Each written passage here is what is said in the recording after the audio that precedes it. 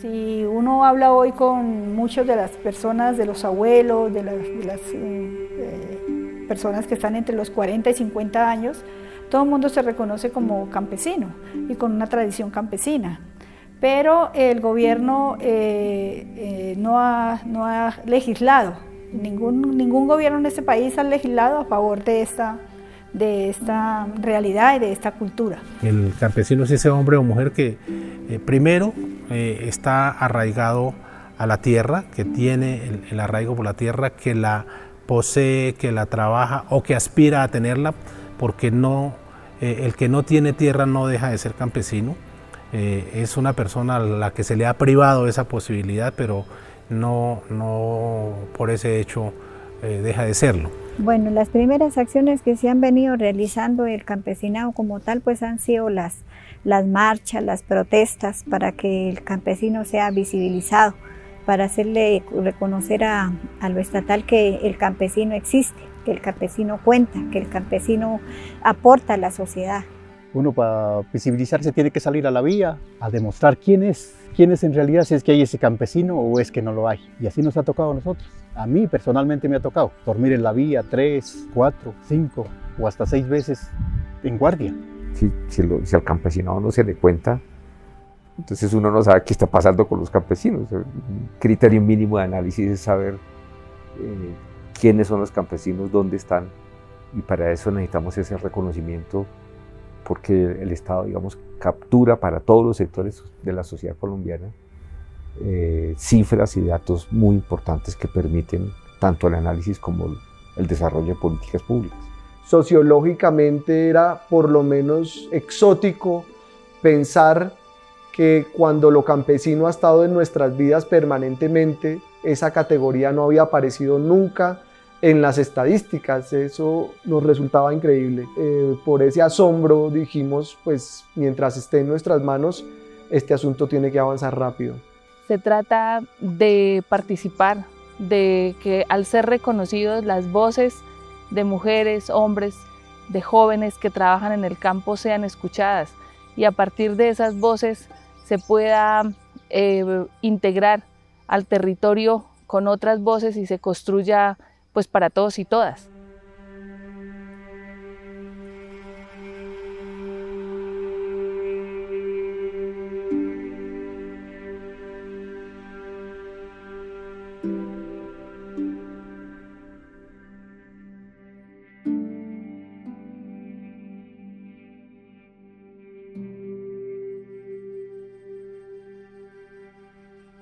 Yo creo que tienen como dos raíces. Primero, las falencias de la Constitución del 91, digamos, los prejuicios liberales sobre los que estaba parada la Constitución del 91 y todas sus falencias digamos, del reconocimiento de ciertas identidades, pero no de otras. Entonces ahí claramente el campesinado queda por fuera de una manera brutal. Nos propusimos igual tener voceros propios en la Asamblea Constituyente para defenderlas. Y de hecho hicimos la recolección de firmas, las aportamos, pero al final la registraduría decidió invalidar buena parte de las firmas, y con las que declararon válidas no nos alcanzó para poder tener vocería directa. Eso creo que tuvo bastante peso, porque nos tocó entonces, como nos ha tocado muchas otras veces, tratar de llegar a la Asamblea Constituyente a través de terceros, a través de voces prestadas. Ahora, en cualquier programa, en cualquier política pública que se desarrolla, pues empiezan a decir, está la población rural, o está la ruralidad, o está el campo, o está el sector agropecuario, y creen que con eso se están refiriendo específicamente a los campesinos. Porque ustedes pueden saber que en los formularios de todo que sale que otros, ¿sí? Salimos como otros, pero la palabra campesino no sale por ninguna parte. En vista de eso, nosotros al inicio de este milenio hicimos un encuentro nacional, y ese encuentro votó un resultado que fue un mandato agrario. El tal paro nacional agrario no existe. No existe. Y hoy se cumplen 5 días del paro campesino. El campo está sufriendo mucha hambre. En ambulancia fueron trasladados varios de los campesinos que resultaron heridos luego de los enfrentamientos con la fuerza pública en Pinchote, Santander. Tensa calma se vive esta noche en Boyacá. Tunja se encuentra prácticamente sitiada por los manifestantes que no permiten entrar ni salir. Hasta que no nos den solución o empecemos un tipo de negociación como se la propusimos acá, no levantamos los bloqueos. Hemos dejado la puerta abierta al gobierno nacional para que de inmediato llame a los sectores en movilización para constituir una mesa nacional de negociación.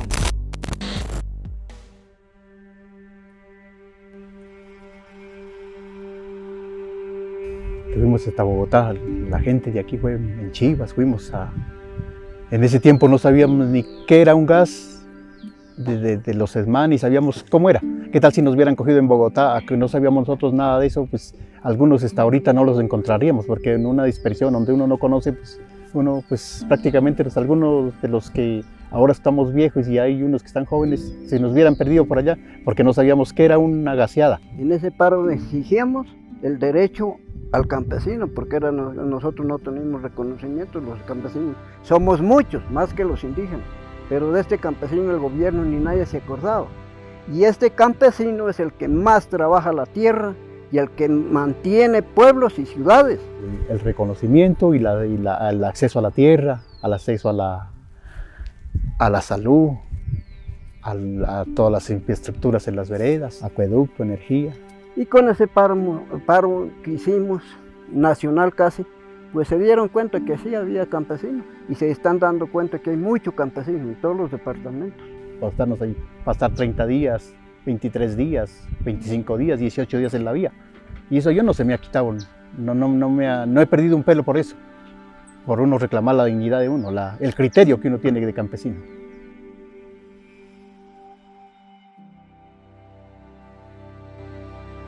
A partir de la jornada de movilización, del paro agrario del 2013 y de la minga del 2014, nosotros veníamos exigiendo la inclusión en el tercer Censo Nacional Agropecuario, que era un censo básicamente económico.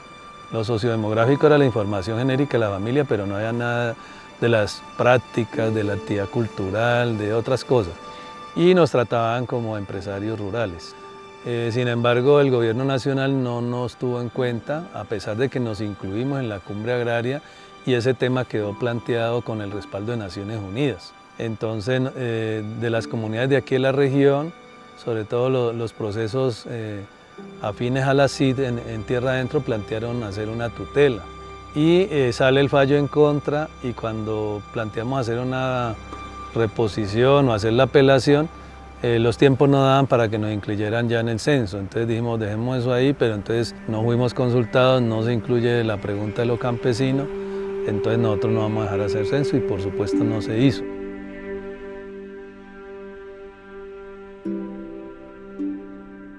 Cuando tuvimos, digamos, el conocimiento de que el DANE dijo que nos iba a incluir en el Censo Nacional de Población y Vivienda que estaba programado para el 2017, nosotros empezamos a trabajar la idea de que no podían dejarnos en pendiente como en el otro censo.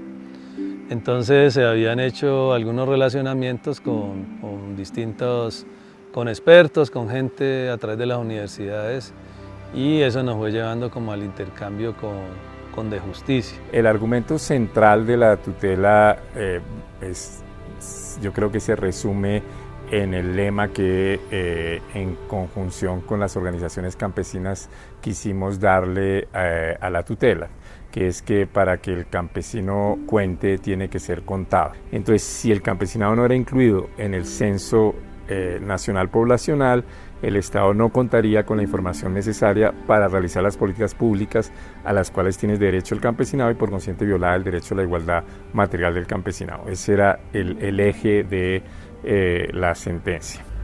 Sí, recuerdo que eso se hizo mediante unas firmas, que nosotros nos tocaba recoger unas firmas para colocar la tutela ante la Corte Suprema de Justicia.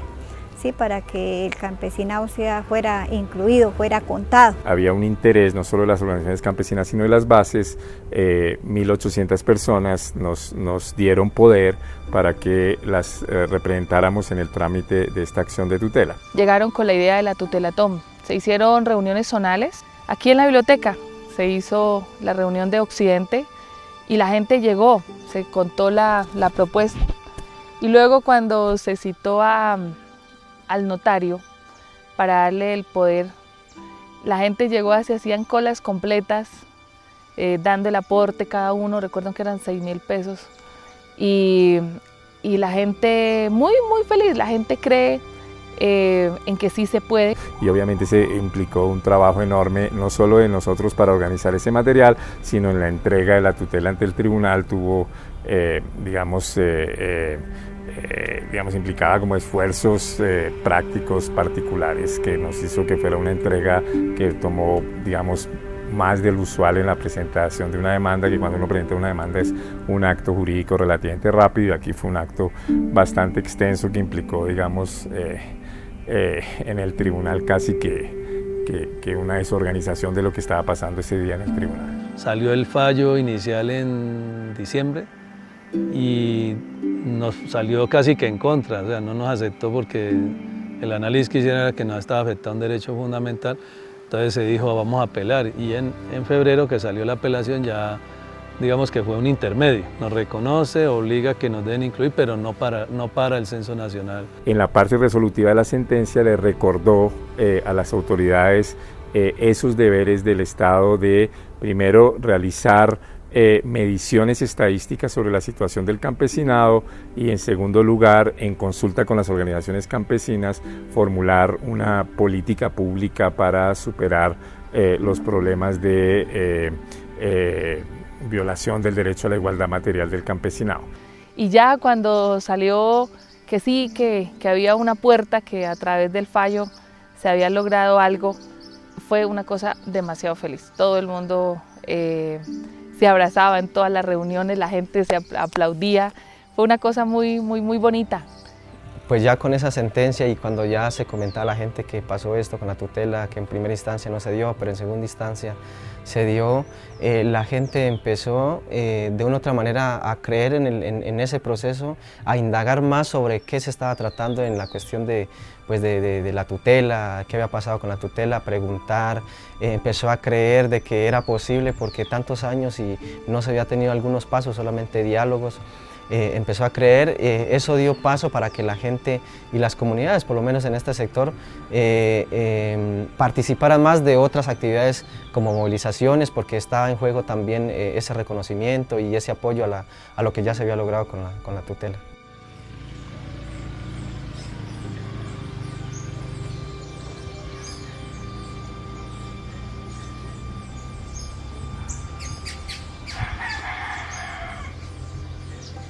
Una definición integral del sujeto campesino que no entienda de manera anticipada que es ante todo un sujeto o productivo o político, ¿sí? Sino que logremos a través de distintas dimensiones dar cuenta de la complejidad de este sujeto. El campesino primero no es un sujeto aislado que se relaciona únicamente con factores de producción, sino que está en un entorno, hace parte de una familia, no solo se dedica a las actividades agropecuarias. Y una de las cosas que para mí es más importante cuando estuvimos en las discusiones del concepto es desvincular un poco esta idea de campesino muy patriarcal, de campesino es el hombre que se vincula con la tierra, y incluir dentro del proceso a las mujeres y también una mirada más allá de la actividad meramente primaria del campo colombiano. De hecho, a pesar de todas las resistencias para el Estado es fundamental, el Estado necesita saber con quién hablar.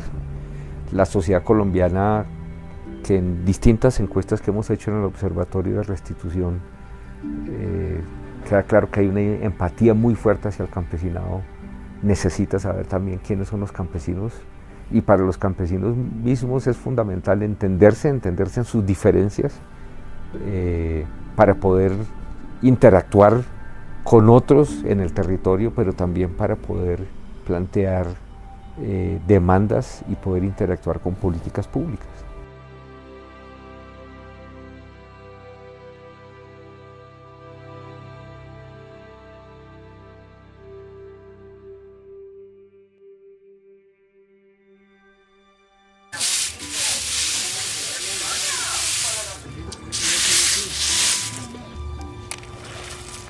Ser campesino para mí es pues tener afinidad en un entorno, en una familia, en una comunidad, es tener una cultura, una entidad. Amar la tierra, cultivarla y ser libre de tener mi propio terruño. Para mí ser campesina es sinónimo de dignidad, de resistencia, de cuidar, de proteger. Pues somos los que producimos, los que trabajamos el campo. Pero no solo eso, sino que también tenemos un compromiso social y de solidaridad entre nosotros mismos. Nosotros como campesinos utilizamos las botas, el machete, la gorra o el sombrero, y la misma las herramientas, nuestro asadón, nuestro machete y demás herramientas que tenemos, nuestro caballo, nuestra vaca, que eso nos identifica a nosotros como campesinos. Además de la identidad, la lucha permanente por un ser y un sentir colectivo con la tierra, con nuestras luchas comunitarias. Ser campesino para nosotros significa algo muy grande, porque somos las personas que procesamos la tierra, producimos los alimentos para sostener en las ciudades, en el campo. Creo que la base alimentaria del ser humano se basa y fundamenta en la alimentación sana.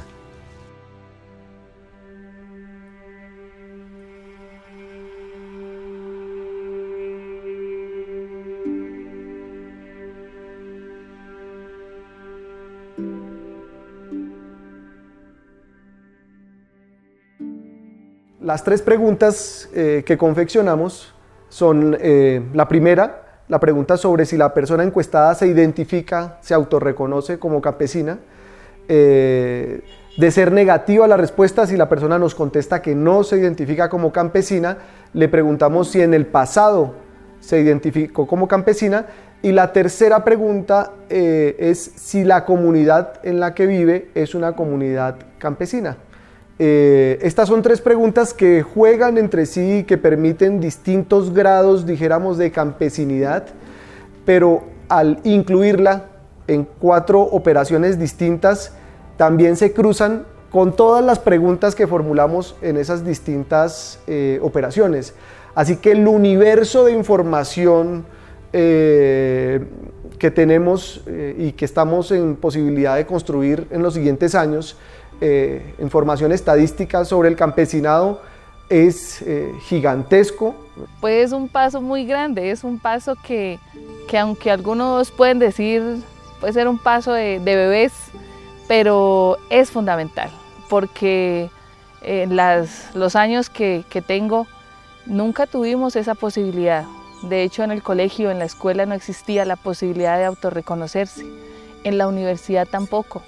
En ninguno de los espacios. Cuando fui profe, los niños y los jóvenes campesinos siempre al diligenciar los formularios del IFES, de las distintas encuestas del Estado, pues decían, ¿por qué tengo que colocar otro si soy campesino? Y entonces ahora, por lo menos que en esta encuesta de hogares se haga la pregunta, para nosotros es un hito. Tenemos muchas expectativas, sin embargo sabemos la poca voluntad política que tiene el gobierno, tanto así que el acuerdo que construimos en la Minga, que quedó incluido en el plan de desarrollo, no fue lo que pactamos. O sea, lo que pactamos fue más amplio. Lo que pactamos no solamente fue la formulación de una política, sino la política pública con inversión. En la política pública pues tiene que construirse primero que todo con las bases. ¿Sí? Con las bases, que es la base primordial de construir una política pública en todos los aspectos, en lo social, en lo cultural, en lo ambiental, en lo económico, porque eso es muy importante y es la base fundamental de todo plan de desarrollo campesino. Entonces, todo este proceso ha sido el resultado de la lucha. Yo creo que es el resultado de la lucha y lo que tenemos hoy en día, que ya vamos pues con una conceptualización, que ya estamos haciendo un censo, una encuesta para mirar quién se reconoce con identidad campesina, es una ganancia. Un hito porque un puñado de gente de un territorio como el nuestro, rebelde, de tierra adentro, que haya llegado al campesinado a nivel nacional y que con una tutela haya podido darle el poder al doctor Uprimi y a De Justicia, pues, que ha sido como los abanderados de nuestras luchas, logramos lo impensable. Yo subrayaría mucho esto no es un problema solo de los campesinos, es un problema del bienestar de todos los colombianos. Y en ese sentido es bastante avanzada, pero entonces la pregunta es, digamos, cómo darle espacio a esas nuevas identidades y cómo articular eso con políticas sociales sanas, sostenibles, que den cuenta de esa deuda histórica gigantesca de la que usted hablaba.